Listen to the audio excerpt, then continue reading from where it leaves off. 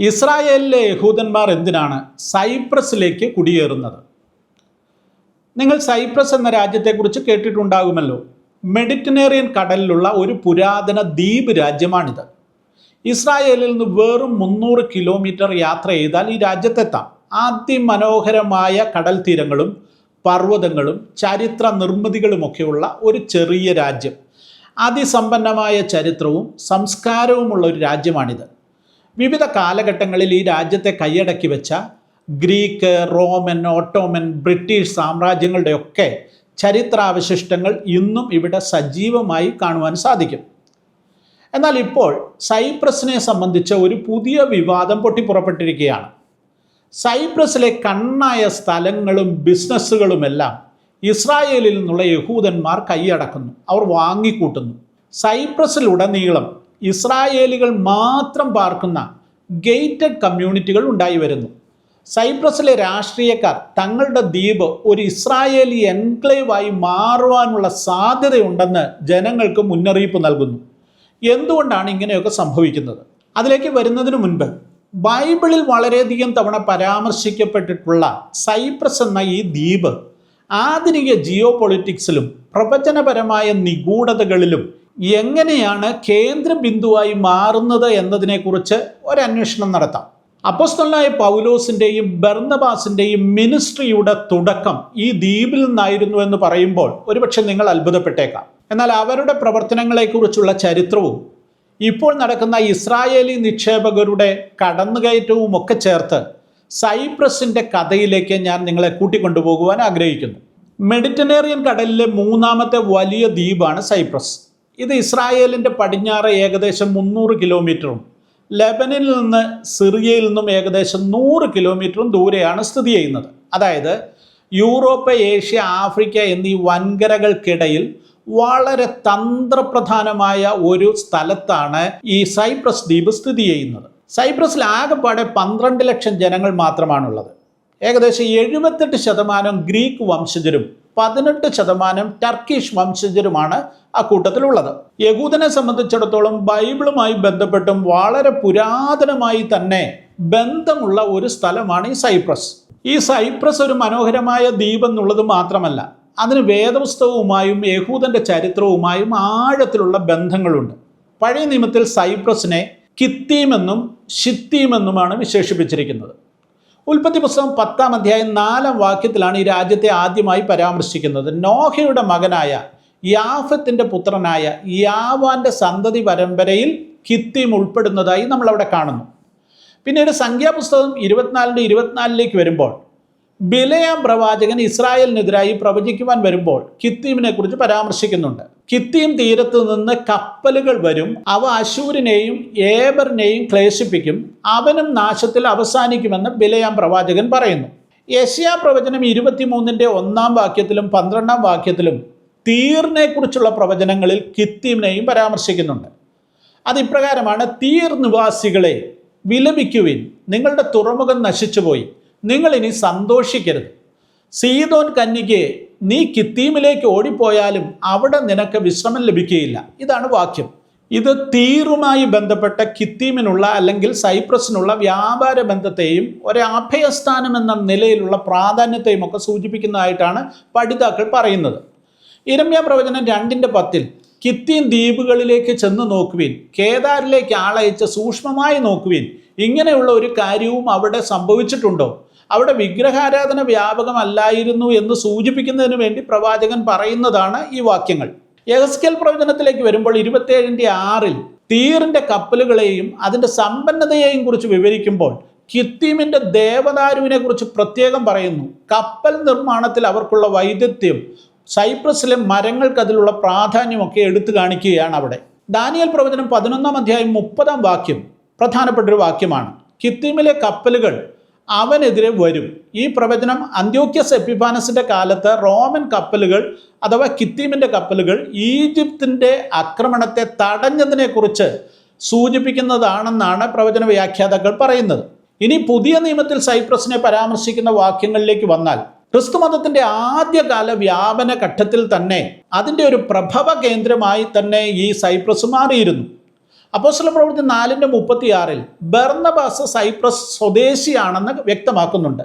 അതിനാൽ തന്നെ ക്രിസ്തീയ ചരിത്രത്തിൽ സൈപ്രസിന് ഒരു നിർണായകമായ പ്രാധാന്യമുണ്ടെന്ന് മനസ്സിലാക്കുവാൻ സാധിക്കും.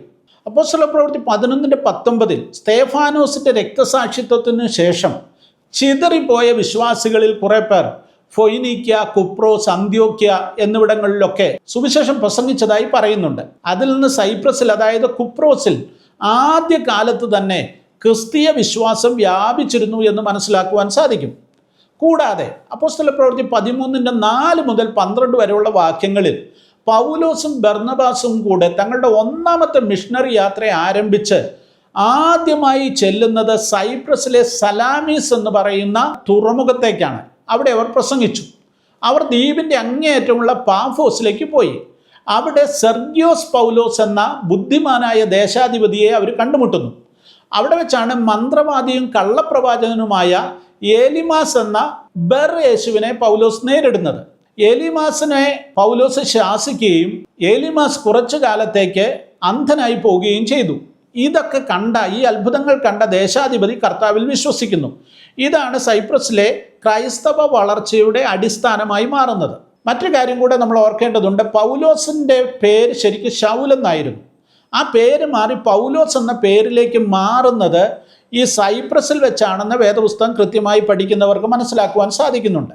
സൈപ്രസിൻ്റെ മറ്റു ചില പ്രത്യേകതകൾ നോക്കിയാൽ ഏറ്റവും പ്രധാനപ്പെട്ട കാര്യം ഇതിൻ്റെ തന്ത്രപ്രധാനമായ പൊസിഷൻ തന്നെയാണ്. ഭൂമിശാസ്ത്രപരമായിട്ട് 3 വൻകരകളുടെ മധ്യഭാഗത്തായി സ്ഥിതി ചെയ്യുന്ന ഒരു ദ്വീപ് എന്നുള്ള നിലയിൽ ഇതിന് വലിയ പ്രാധാന്യം ഇന്നത്തെ ജിയോ പൊളിറ്റിക്സിൽ ഉണ്ട് എന്നുള്ള കാര്യം നമ്മൾ മറന്നു പോകരുത്.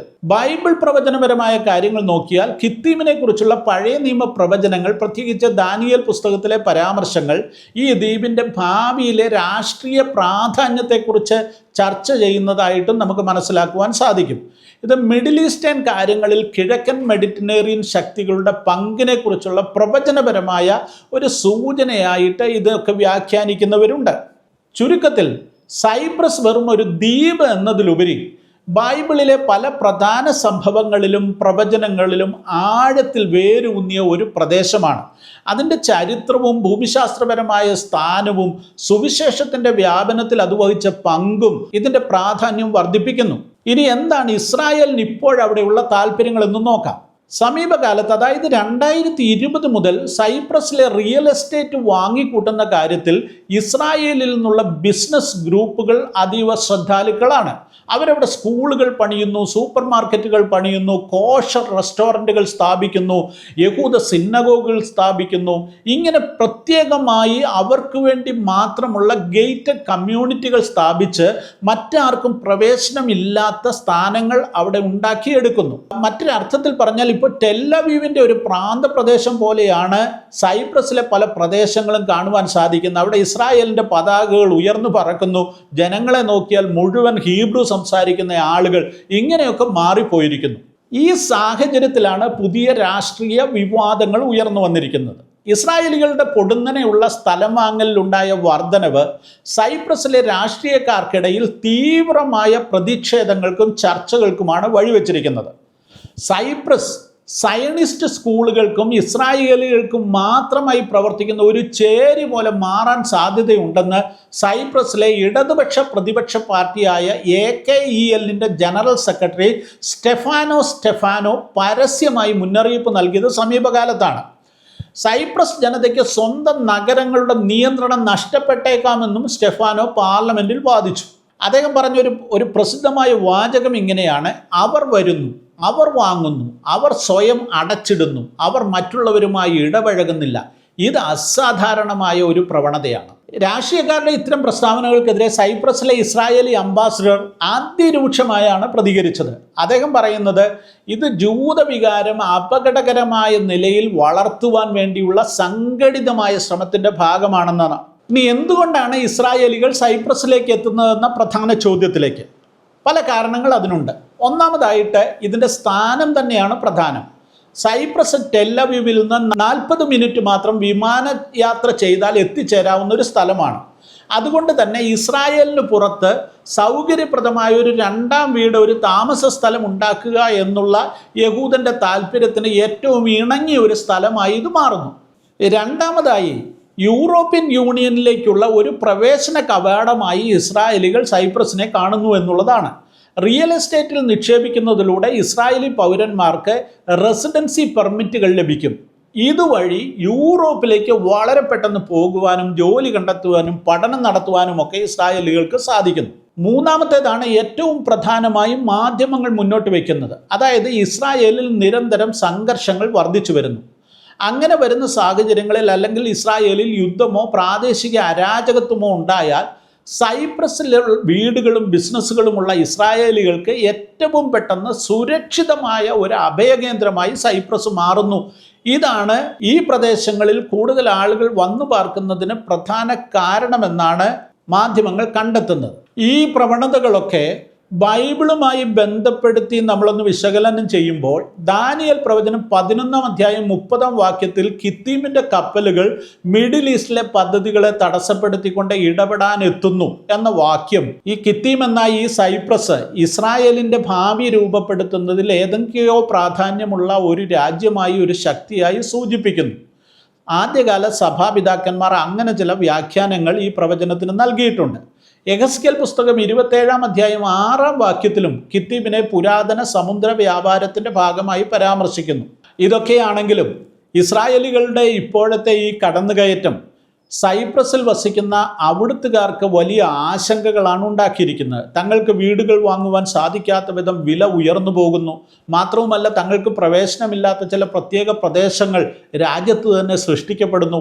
ഇതൊക്കെ ആശങ്കയുണ്ടാക്കുന്ന കാര്യങ്ങളാണ്. എന്നാൽ ഇത് സംബന്ധിച്ച് സൈപ്രസിൻ്റെ പാർലമെൻറ്റിൽ വലിയ വിവാദങ്ങൾ ഉണ്ടായെങ്കിലും ഈ റിയൽ എസ്റ്റേറ്റ് മേഖലയെ ഒന്നും പിണക്കുവാനൊന്നും അവിടുത്തെ മാധ്യമങ്ങളോ ഭരണകൂടമോ തയ്യാറല്ലാത്തതുകൊണ്ടും യൂറോപ്യൻ യൂണിയനുമായി ബന്ധപ്പെട്ട വിവിധ കരാറുകൾ ഇസ്രായേലിൻ്റെ ഈ കടന്നുകയറ്റത്തെ തടയാൻ പറ്റാത്ത വിധം രാജ്യത്തെ കൊണ്ടുവന്ന് എത്തിച്ചിരിക്കുന്നതിനാലുമൊക്കെ തൽക്കാലം ഇതിന് തടയിടുവാനായിട്ട് സൈപ്രസിന് സാധിക്കുകയില്ല എന്നുള്ളതാണ് യാഥാർത്ഥ്യം.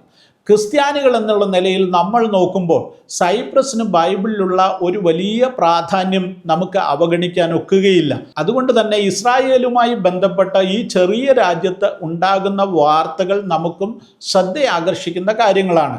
തലക്കെട്ടുകളിൽ പലപ്പോഴും ശ്രദ്ധിക്കപ്പെടാതെ പോകുന്ന ഒരു ചെറിയ ദ്വീപായ സൈപ്രസ് ആധുനിക മിഡിൽ ഈസ്റ്റിലെ ഒരു തന്ത്രപ്രധാനമായ ഭാഗമായി മാറിയിരിക്കുന്നു എന്നുള്ളതാണ് ഏറ്റവും പ്രധാനപ്പെട്ട കാര്യം. ഇസ്രായേലികൾ റെക്കോർഡ് വേഗത്തിൽ പ്രോപ്പർട്ടികൾ വാങ്ങുന്നു, കമ്മ്യൂണിറ്റികൾ കെട്ടിപ്പടുക്കുന്നു, പ്രാദേശിക സഖ്യങ്ങളും സംഘർഷങ്ങളും രൂപപ്പെടുത്തുവാൻ കഴിയുന്ന വലിയ സാമ്പത്തിക അടിത്തറകൾ അവർ സ്ഥാപിക്കുന്നു. ചില സൈപ്രസുകാർ ഇതിനെ ഒരു അവസരമായി കാണുന്നു, മറ്റുള്ളവർ ഭീഷണിയായി കാണുന്നു. വിശ്വാസികൾ എന്നുള്ള നിലയിൽ നമുക്ക് മനസ്സിലാക്കുവാൻ സാധിക്കുന്ന കാര്യം, ദൈവത്തിൻ്റെ വചനം ഇസ്രായേലിന് പുറത്ത് ആദ്യമായി വ്യാപിക്കപ്പെട്ട ഒരു ദ്വീപാണിത്. ഇപ്പോൾ ആധുനിക ജിയോ പൊളിറ്റിക്സിൽ സാമ്പത്തിക മാറ്റങ്ങൾക്കനുസരിച്ച് ഉണ്ടാകുന്ന വലിയ ചുഴലിക്കാറ്റിൽ ഈ രാജ്യം അകപ്പെട്ടിരിക്കുന്നു. ഇത് ഈ രാജ്യത്തിൻ്റെ ഭാവിയെ നിർണ്ണയിക്കുന്ന കാര്യങ്ങളായി മാറിയേക്കാം. എങ്കിലും നമുക്ക് 2-ാം സങ്കീർത്തനക്കാരനോട് ചേർന്ന് പറയാം, ജാതികൾ കലഹിക്കുന്നതും വംശങ്ങൾ വ്യർത്ഥമായതും നിരൂപിക്കുന്നതും എന്ത്? യഹോവയ്ക്കും അവൻ്റെ അഭിഷിക്തനും വിരോധമായി ഭൂമിയിലെ രാജാക്കന്മാർ എഴുന്നേൽക്കുകയും അധിപതികൾ തമ്മിൽ ആലോചിക്കുകയും ചെയ്യുന്നു.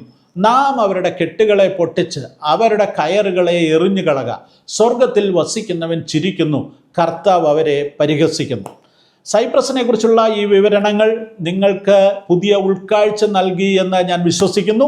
ഈ വിഷയത്തെക്കുറിച്ച് നിങ്ങളുടെ അഭിപ്രായങ്ങൾ എന്താണ്? താഴെ കമൻറ്റ് ബോക്സിൽ രേഖപ്പെടുത്തുക. അതുപോലെ കൂടുതൽ വിവരങ്ങളടങ്ങിയ വീഡിയോകൾക്കായി ഞങ്ങളുടെ ചാനൽ സബ്സ്ക്രൈബ് ചെയ്യുക. ഈ വീഡിയോ നിങ്ങൾ ഇഷ്ടപ്പെട്ടെങ്കിൽ ലൈക്ക് ചെയ്യാൻ മറക്കരുത്. നിങ്ങളുടെ സ്നേഹിതർക്ക് ഇത് ഷെയർ ചെയ്യുക.